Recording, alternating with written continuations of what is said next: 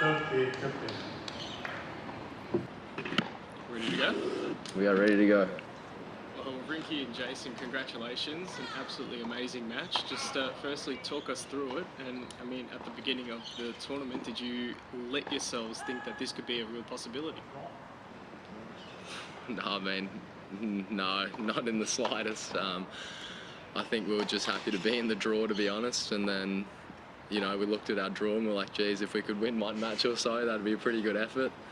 But yeah, I mean, I don't even know. It's been a ridiculous 2 weeks. Yeah, I mean, I can't really put it into words. But yeah, it's been an absolute blast. I can't really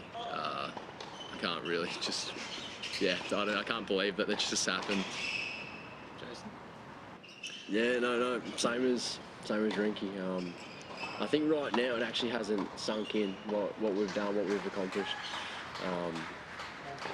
It probably still feels like we have another match in a couple of days or something like that. But you know, I think after we wake up tomorrow, and I think we'll really realise what we've just done. You know, like I saw a photo after our semi, and it said we'd only won 8 or 9 matches on the ATP Tour before, and then now that we've got a Grand Slam title, and then it's even just to say that, you know, like I didn't know for me, you know, if that was ever going to come true, you know, and then for Rinky to be 21 and to have a Grand Slam under his belt already, it's pretty exciting. So I think, yeah, tonight we'll definitely enjoy it, and then, you know, I think tomorrow, when Rinky's going to his next tournament and I'm probably going home, we'll really sink in and we'll realise what we've done.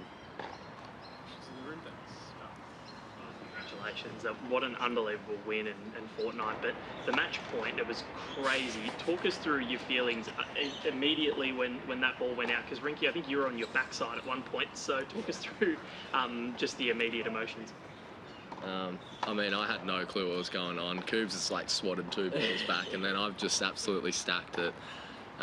To be honest, I'm a bit dirty that that's my match point, but like winning a slam on that, because yeah, I do look pretty unco there. I think I just watched it then, and it's pretty bad. I don't know what I did, but yeah, I don't know. I mean, I guess just super lucky there, to be honest. It was yeah, all luck. I didn't really know much about that one, and then Coobs did well to get those 2 balls back, because I'm pretty sure I gave Hugo a high volley, and Coobs did unreal to fight that one off, and yeah, I don't even know. Hey.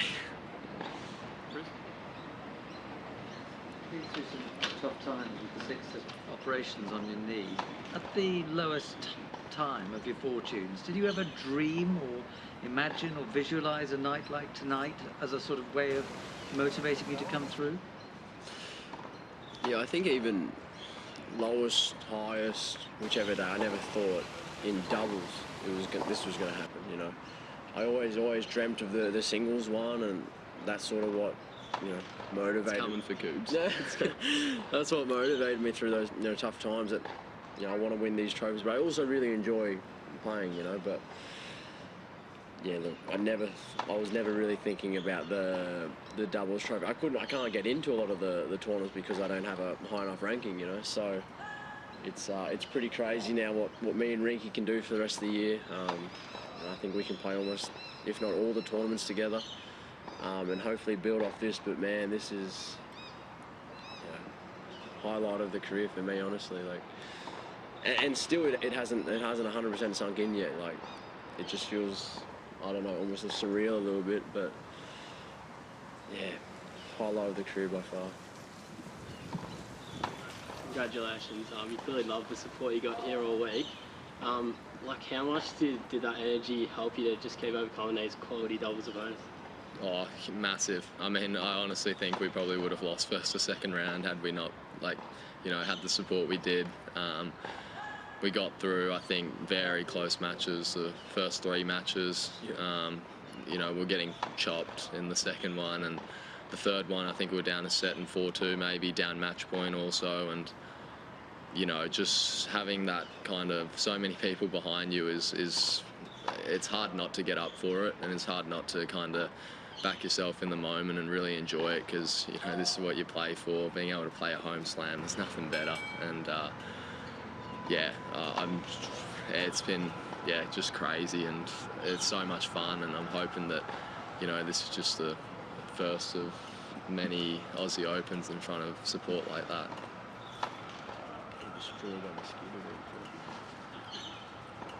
Yeah, it's tough.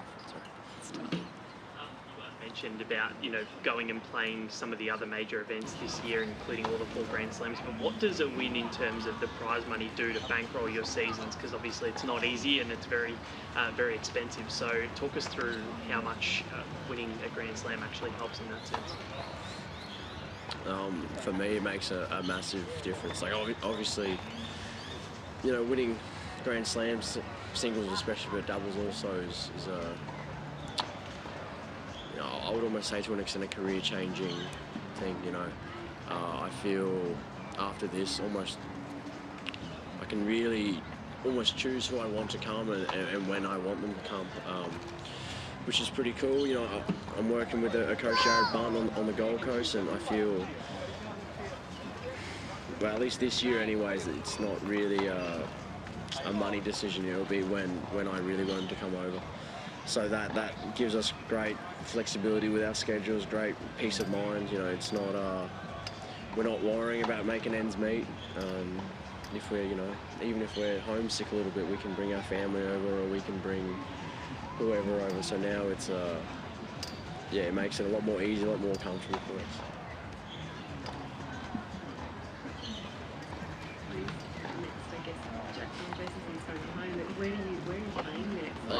I'm flying to Burnie in about 12 hours, and I'm playing a challenger there, and I think I've got to play Tuesday. So yeah, I mean, I'll enjoy this tonight and probably tomorrow and try soak it all in. But yeah, headed to Burnie. So that's your first opponent? Yeah, so Tuesday start, I guess, which is, yeah, I'm lucky. I definitely didn't want to play Monday. You take back to when you approached Jason and what the thought process was? Was it spontaneous? You thought we'd just have a crack at doubles? How did all that happen? Yeah, I mean, obviously Coops was kind of lighting it up last year, and he did very, very well. And even in dubs, he did very well, made 2 ATP finals. And yeah, so I thought, honestly, if I signed in with him, we'd be a good chance at getting into the tournament, first of all. Like, getting a wild card, I guess that was one of the kind of factors. Was you know, I felt if we signed in together, I was hoping we'd be a good shot to get in. And then obviously he's an unreal player, so I'm hoping he could kind of carry me through one or two matches, and he ended up carrying me through 6. So so yeah, I mean, I guess I picked my partners well this week.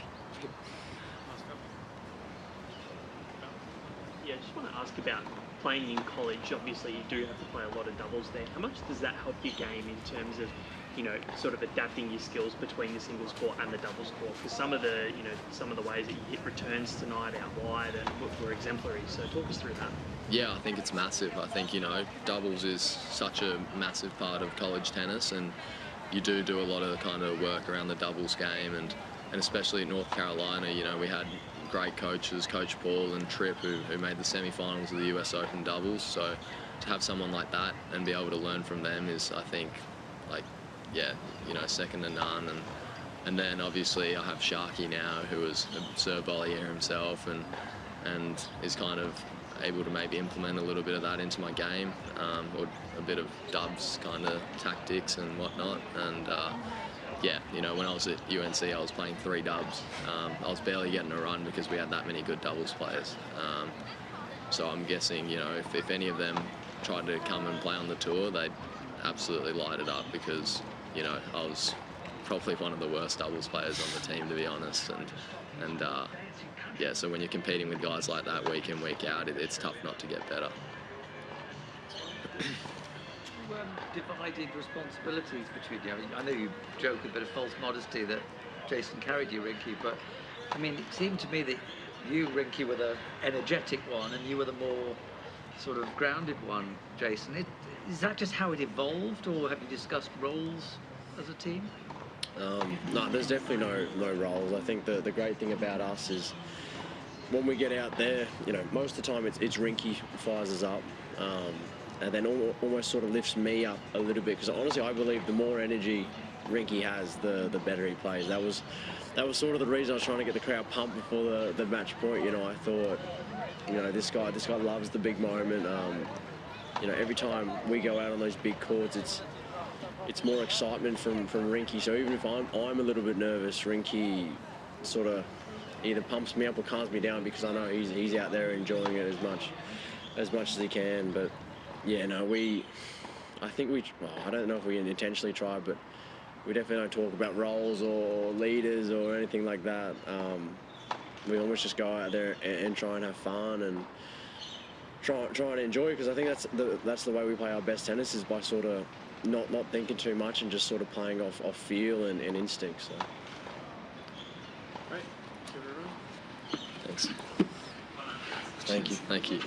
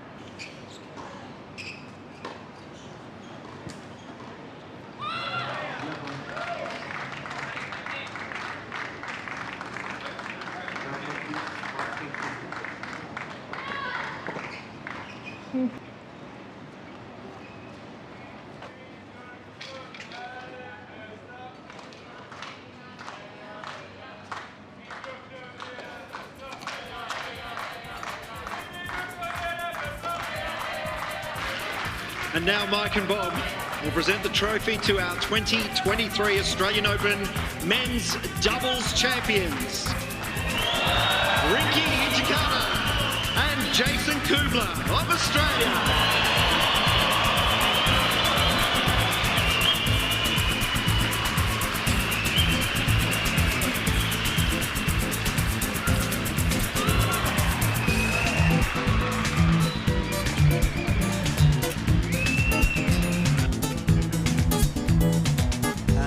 We'll be right back to summarise the match, have a bit of a look at the stats, and just reflect on a great result for Australian tennis. A great result for these two guys, and if I was Anthony Albanese or Russell Crowe in the crowd, I'd be patting myself on the back for picking a good match to come down to Melbourne to have a look at in person. You're listening to The Bloke Who Walks. This is the live stream commentary of the men's doubles Australian Open final. The winners, Jason Kubler, Rinky Hijikata, in straight sets, 6-4, 7-6, 7 points to 4 in the tiebreak of the second set. And they beat the European pairing of Jan Zielinski and Hugo Nys. Don't go away, we'll be right back.